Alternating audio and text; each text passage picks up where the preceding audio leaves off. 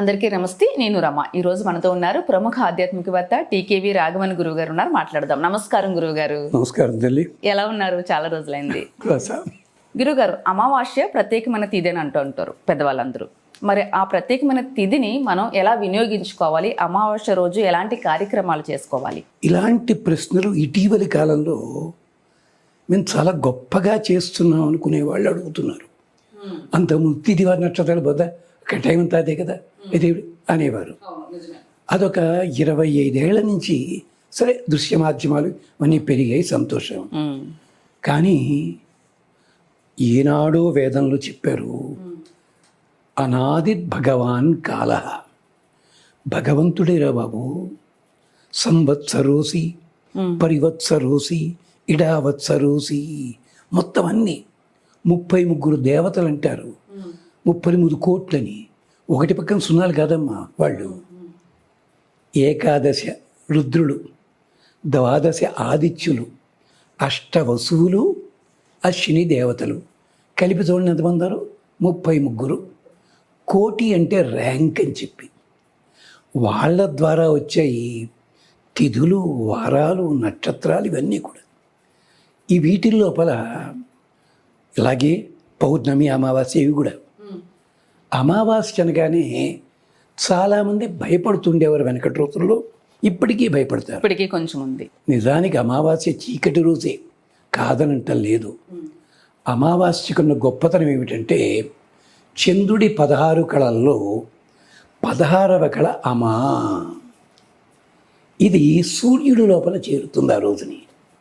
అమావాస్య అంటే ఆ రోజున ఎవరెవరు ఉంటారు? సూర్యుడి అధిపతి, చంద్రుడి అధిపతి, రెండిటిది కలిపి ఉన్నవాడు ఇంకో పెద్ద ఆయన ఉన్నాడు పాపం, పరమశివుల వారి అధిపతి. సూర్య, చంద్ర, శివ.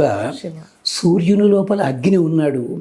అగ్ని మనం చేస్తున్న పాపాలన్నీ చూడ్డానికి మనకి తెలియకుండానే ఒక ఆయన ఉన్నాడు. మనం పెడితే ఉడుకుతుంటాం. ఎవరైనా నీళ్లు, చన్నీళ్ళు అని ఎంతమంది దేవతలు ఉంటారో అమావాస్య నాడు. ఈ అమావాస్య అందుకని ఎవరికి ఇష్టమో తెలుసిన? పితృదేవతలకు ఇష్టం. ఎందుకని? పౌర్ణమి నాడు అక్కడంటే దేవతలంతా ఉంటారు, బాగానే ఉంది. పితృదేవతలకి మన మీద ప్రేమ. అయ్యో మా పిల్లలు ఏమైపోతారో ఏమైపోతారో ఏమైపోతారో అని చెప్పి ఎంతమంది ఆ రోజుని అక్కడే ఉండి చూస్తుంటారు జాగ్రత్తగా. ఎంచేత పిల్లలు ఆడుకుంటుంటే అమ్మా నాన్న నిలబడ్డా అనుకోండి, ఆడుకోలేరు. అమ్మ లోపల దాక్కున్నారు అనుకోండి. పితృదేవతలు కూడా అందుకని చీకటి రోజున అక్కడ దాక్కుని ఉండి వీళ్ళని జాగ్రత్తగా ఉండాలి అంటారు. ఇది అమావాస్యకున్న గొప్పతనము. ఇది మనకి యజుర్వేదంలో చాలా గొప్పగా చెప్పారు అమావాస్య గురించి. అమావాస్య నాడు చంద్రుడు కనిపిస్తాడు, సినీవాలి అని అంటారు. అక్కడ రాక, కుహు, వీళ్ళ దేవతలు ఉన్నారు.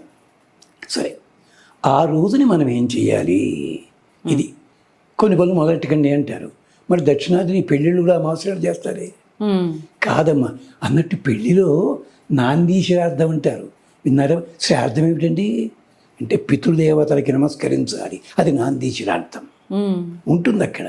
అంటే మంచి రోజే కదా గురు? అది మంచి రోజే, చెడని కాదమ్మా. కారణాలు ఉన్నాయి దానికి. అంచేత అమావాస్య నాడు మనమంతా ప్రధానంగా చేయాల్సింది ఎవరిదంటే పితృదేవతలకి నమస్కరించాలి. మాతృదేవతలు గారా? పితృదేవతలు అంటే వాళ్ళు కూడా వస్తారమ్మా.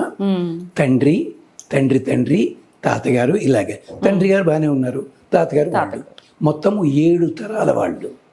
వాళ్ళందరినీ తలుచుకోవడం, నమస్కరించడం. లేదంటారా, వాళ్ళ చిత్రపటాలు ఉన్నాయనుకోండి, వాటికి నమస్కరించండి. ఆ ఒక్కరోజు చక్కగా పాలతో పరవాన్నం వండి, దాంట్లో స్వీట్లు, జీడిపప్పు ఏమో వేయక్కర్లేదు, వేయకండి. బెల్లము, పాలు, బియ్యము వీటితోటి ఉండి పితృదేవతలకి నమస్కారం చేయండి, నైవేద్యం పెట్టండి, ఇష్టదేవం ముందు పెట్టండి, వాళ్ళకు వస్తుందని.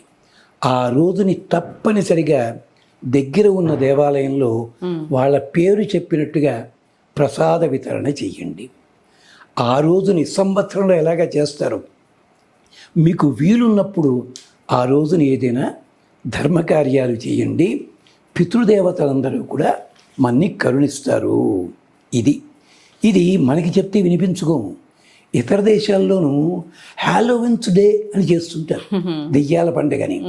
ఆ రోజు ఇండియాలో కూడా పెద్ద మంది మరి సంవత్సరానికి ఒకసారి తద్దినం పెట్టమంటే పెట్టవు, నువ్వు దాన్ని మాత్రం చేస్తావా? అంటే ఎంతసేపు కూడా ఇతర దేశాల వాడు చెప్తే మనం వింటాం తప్ప ఇది ఆధునిక లక్షణం అయిపోయింది. అంతేకాదు వేదంలో ఒక చక్కటి మంత్రం ఉంది, ఆ మంత్రం చెప్తాను. యచ్చక్షుష మనసాయచ్చ వాచ ఉరుచరిమ జాగ్రత్తో యత్ స్వపంత సోమ తాని స్వధయ నహ పిపర్తు. అమావాస్యకి గుర్తుగా సోమలత. సోమం అంటే ఉమ, శివునితో ఉండేవాడు. సోమం అంటే ఆ ఆర్తి, అమృతం చంద్రుడిలో ఉంటుంది. అందుకని ఓ అమృతమా అంచేత అమావాస్య ఏం చేయాలంటే మేము మనస్సుతోటి కానీ వాక్కుతోటి కానీ ప్రవర్తనతో కానీ ఏ తప్పైనా చేసి ఉండొచ్చును. ఆ ఏ తప్పులు చేసినా మాకు కూడా తెలియదు, కానీ నువ్వు మాత్రం గమనిస్తుంటావు. నిద్రలో ఉన్నా చేసి ఉండొచ్చును, మెలకుగా ఉన్న అంచేత కనీసం ఈ ఒక్కరోజుని మా పితృదేవతలకి చెప్పి మమ్మల్ని రక్షించమని చెప్పవమ్మా అంటూ వేదం కళ్ళ నీళ్లు పెట్టుకుంటుందమ్మా. అది అమావాస్యకున్న గొప్పతనము. అందుకనే పోలాల అమావాస్య ఇవన్నీ అలాగే వచ్చాయి కథలన్నీ కూడా. కానీ అమావాస్య వెనకాల ఎంత అంతరార్థం ఉంది. ఆ రోజుని తప్పనిసరిగా వీధి గుమ్మం ముందు రాత్రిపూట దీపం పెట్టండి.